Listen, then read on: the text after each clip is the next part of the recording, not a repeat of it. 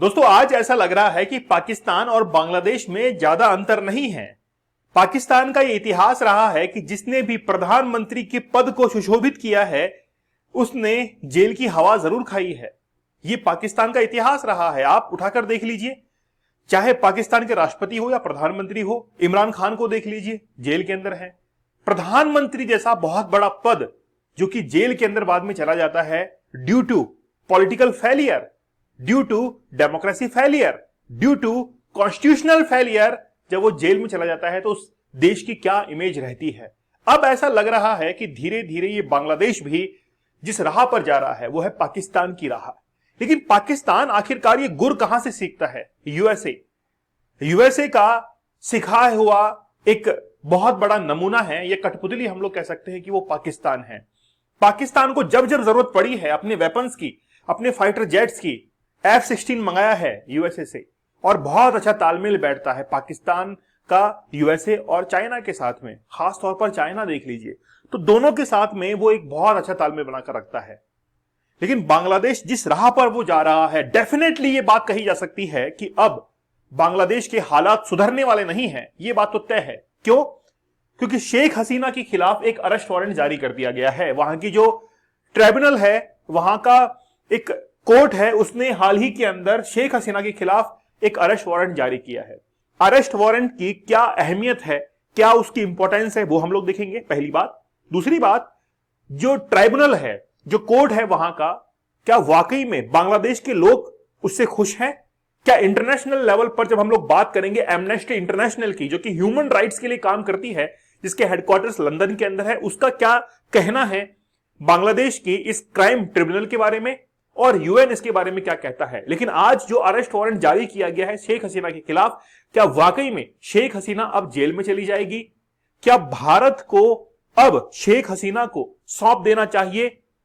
Extradition जो treaty हुई थी उसके आधार पर शेख हसीना क्या बांग्लादेश में चली जानी चाहिए? क्या इससे भारत की इमेज सुधरेगी? तमाम बातों के बारे में आज हम लोग डिस्कस करने वाले हैं। लेकिन रिसेंटली टाइम्स ऑफ इंडिया की न्यूज आप लोग यहां पर देख सकते हैं कि Bangladesh tribunal issues arrest warrant against Hasina. Sheikh Hasina थोड़ा सा टेंशन में आ चुकी है वाकई में। यहां पर आप लोग देख सकते हैं, कारण वजह जानना जरूरी है कि आखिरकार क्यों, ऐसा क्यों है कि अरेस्ट वारंट जारी किया गया है। इस खबर को आप लोग पढ़िए, 5 killed in violent anti quota protest in Bangladesh. Anti quota मतलब जो वहां के विद्यार्थी थे, स्टूडेंट्स थे, वो कोटा के खिलाफ थे कि 1971 के जो वॉरियर्स थे उनको आखिरकार अब तक क्यों नौकरियों के अंदर रिजर्वेशन मिल रहा है, कोटा मिल रहा है, उसके खिलाफ थे सभी लोग और सड़कों पर थे। लेकिन 5 लोग यहां पर मरने की खबर है। और देखिए आगे, यहां पर लिखा हुआ है 300 killed, Sheikh Hasina under fire. जब शेख हसीना भारत के अंदर आ चुकी थी, हिंडन एयरबेस पर उन्होंने आकर लैंड किया था।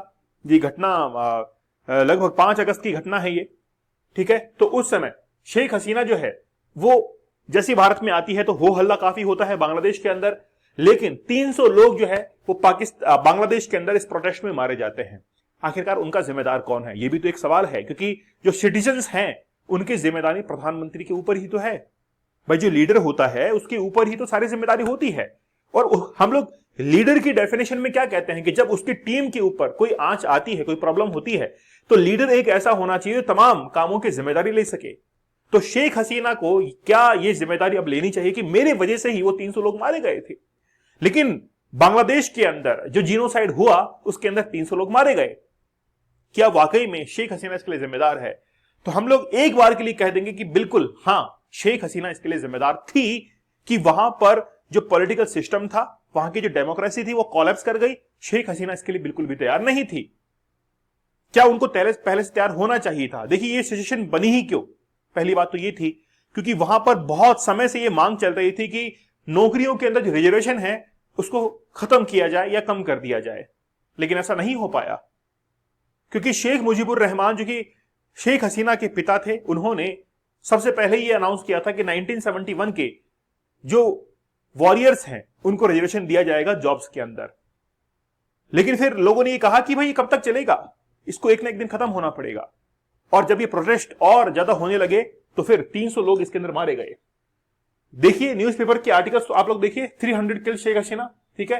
फिर एटलीस्ट 4 डेड, कई बार 4 मरे, कई बार 10 मरे, कई बार 100 150 मर गए। है ना। ऐसे करते करते 300 तक ये आंकड़ा पहुंच गया, इसीलिए शेख हसीना को इस चीज के लिए जिम्मेदार ठहराया गया। चलिए बात करेंगे 3 जजेस। अब देखिए हम लोग न्यूज को कहां पर करेक्ट कर सकते हैं। यानी कि 3 जजेस appointed to Bangladesh international crime tribunal. ये न्यूज कब की है?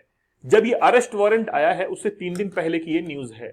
जैसे ही अरेस्ट वारंट जारी किया गया है तो इसको हम लोग कनेक्ट कर सकते हैं कि जब अरेस्ट वारंट जारी करना ही था तो फिर 3 दिन पहले ही जजेस को वहां से रिप्लेस क्यों किया गया है? क्यों 3 नए जज वहां पर बैठाए गए हैं? क्या वो वाकई में सरकार की कठपुतली के तौर पर वहां पर बैठाए गए हैं? ये सवाल एक हो सकता है।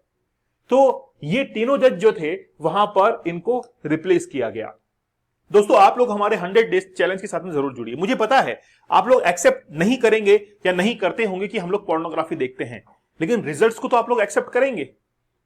कई बार ऐसे रिजल्ट्स हमारे सामने आते हैं जिसको हम लोग एक्सेप्ट नहीं कर पाते। हम लोग एग्जाम में फेल कर रहे हैं, बिजनेस में अच्छा नहीं कर पा रहे, इकोनॉमिकली ग्रो नहीं कर पा रहे क्योंकि वो इनोवेटिव आइडियाज हमारे पास में नहीं है। लेकिन पैरेलली हम लोग पोर्नोग्राफी को देखते हैं और पोर्नोग्राफी के एडवर्स इफेक्ट के बारे में आप नहीं सोचते कि क्या वाकई में यार मेरा दिमाग जो है वो इसके कारण खराब तो नहीं हो रहा है, इसके बारे में नहीं सोचते हैं। इसलिए आप में से बहुत सारे लोग इस चीज को एक्सेप्ट नहीं करते कि यार हम लोग पोर्नोग्राफी देखते हैं तो वो एक एडिक्शन है। लेकिन आप वाकई में इससे बाहर निकलना चाहते हैं और ये देखना चाहते हैं कि आपके दिमाग की क्या ताकत है, क्या पावर है, तो जरूर आप लोग इस कोर्स से जुड़िए।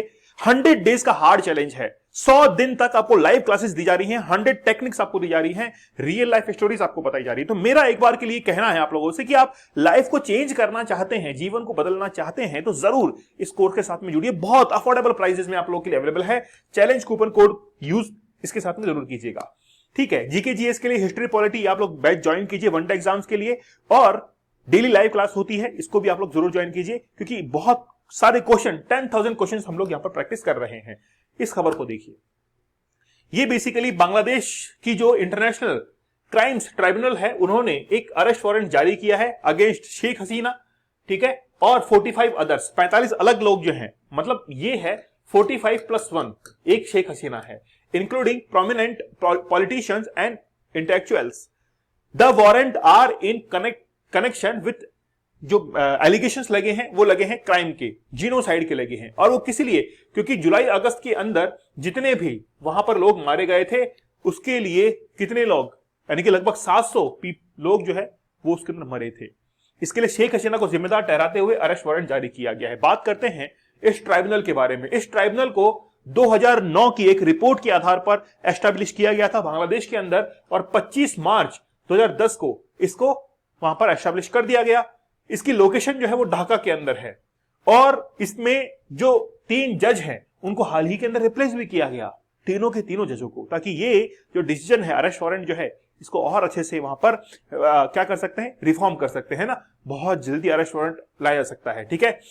यहां पर देख सकते हैं कि करंटली जो है वो इसके जस्टिस हैं, ठीक है। अच्छा, इसके बारे में देखिए, the international crime tribunal ICT of Bangladesh is a domestic war crimes. जो डोमेस्टिक वॉर्स होते हैं उनके अंदर अगर कोई भी केस चलता है तो उसको हैंडल करता है ये ट्राइब्यूनल। 2009, ठीक है, उसके बाद में 2010 के अंदर इसको एस्टेब्लिश किया गया। Investigate and prosecute suspects for the genocide committed in 1971। 1971 के अंदर जो कुछ भी हुआ था खास तौर पर उसकी जिम्मेदारी इस कोर्ट को दी गई by the Pakistan army and their local collaborations, ठीक है, रजाकार जिनको कहते हैं। और ये रजाकार जैसा शब्द जो है इसको ही शेख हसीना ने एक बार पब्लिकली एक स्पीच के अंदर कहा। रजाकार कहने पर ही लोग सड़कों पर आ गए थे। एक शब्द ने पूरी की पूरी बांग्लादेश की राजनीति को बदल कर रख दिया था, ठीक है। चलिए, the tribunal has been criticised by the observers. Bangladesh के अंदर जो लोग हैं वो कहते हैं कि ये ट्राइब्यूनल ठीक नहीं है, ये बेसिकली बहुत प्रॉब्लमेटिक है और बायस्ड है। ये कई बार ये सरकार के लिए ही काम करता है, सरकार जैसे जैसे कहती है वैसे वैसे इसके डिसीजंस आते हैं, इसलिए कई बार ये क्रिटिसिज्म के अंदर रहता है। एमनेस्टी इंटरनेशनल इसको क्रिटिसाइज करता है। एमनेस्टी इंटरनेशनल मानवाधिकारों के लिए, ह्यूमन राइट्स के लिए काम करने वाली बहुत बड़ी संस्था है, लंदन के अंदर इसके हेडक्वार्टर्स हैं। उसने भी इसको क्रिटिसाइज किया है द अरेस्ट ऑफ मोहम्मदुर रहमान के लिए who had published the hacked file. मतलब ये जो व्यक्ति है वो एक अमर देश नाम से न्यूज़पेपर चलाता है और एक कुछ न्यूज इस व्यक्ति के हाथ में लगी और उसको पेपर के अंदर पब्लिश कर दिया। और जैसे पब्लिकली इसको पब्लिश किया जाता है तो उसके बाद में इसके खिलाफ भी एक अरेस्ट वारंट जारी कर दिया जाता है। और जब ये मामला पहुंचता है इंटरनेशनल लेवल पर तो फिर इसके लिए गवर्नमेंट जो है उसको जिम्मेदार ठहराया जाता है कि यार आपने ऐसा क्यों किया। और फिर गवर्नमेंट ने उसके न्यूज़पेपर को बैन भी कर दिया था। The UN human right council expressed deep concern over the death sentence handed down by the Bangladesh International Crime Tribunals against two opposition leaders in Bangladesh, including Matwar Rahman Nizami, nothing the court's practice have not met international standards। मतलब जो इनको सजा सुनाई जा रही है तो UN ये कह रहा है, ह्यूमन राइट्स विंग ये कह रही है कि आपने इंटरनेशनल जो स्टैंडर्ड्स है इसको फॉलो नहीं किया है, कुछ भी फेयर नहीं हुआ है, ये सब कुछ बायस्ड हुआ है। तो इंटरनेशनल लेवल पर इसी ट्राइब्यूनल के बारे में ये खबर चल रही है। और फिर यही न्यूज आपको वापस में दिखा रहा हूं कि जिस दिन ये डिसीजन आया उससे लगभग कुछ समय पहले ही ये अपॉइंटमेंट जो है 3 जजेस का वहां पर हुआ, जज ही चेंज कर दिए गए। इसको हम लोग किससे रिलेट कर सकते हैं? कहीं ना कहीं कुछ ना कुछ तो गड़बड़ है। तो शेख हसीना क्या वाकई में अब बांग्लादेश जाएंगी? तो मुझे मुश्किल लगता है कि वो भारत से निकलकर अब बांग्लादेश में जाने को तैयार है, चाहे कितने भी अरेस्ट वारंट क्यों ना जारी कर दिए जाए। या तो वो भारत से कहीं किसी और देश में चले जाएंगे, यूरोपियन कंट्रीज के अंदर, लेकिन मुश्किल है कि वो बांग्लादेश के अंदर जाए, क्योंकि उनके साथ में वही होगा जो कि पाकिस्तान के प्रधानमंत्री के साथ में होता आया है। आप लोग की क्या राय है मुझे आप लोग कमेंट सेक्शन में जरूर बताइएगा। 100 डेज का चैलेंज आप लोग जरूर ज्वाइन कीजिए। ये लाइफ चेंजिंग कोर्स है। अभी मैं आप लोग कह रहा हूं कि लाइफ चेंजिंग कोर्स है। आप इस कोर्स की मदद से अपने किसी भी टारगेट को अचीव कर सकते हैं। चैलेंज कूपन कोड यूज करके आप लोग इस चैलेंज के साथ में जरूर जुड़िए। तो मिलते हैं आप लोगों से अगले सेशन में, तब तक के लिए धन्यवाद, थैंक यू, जय हिंद।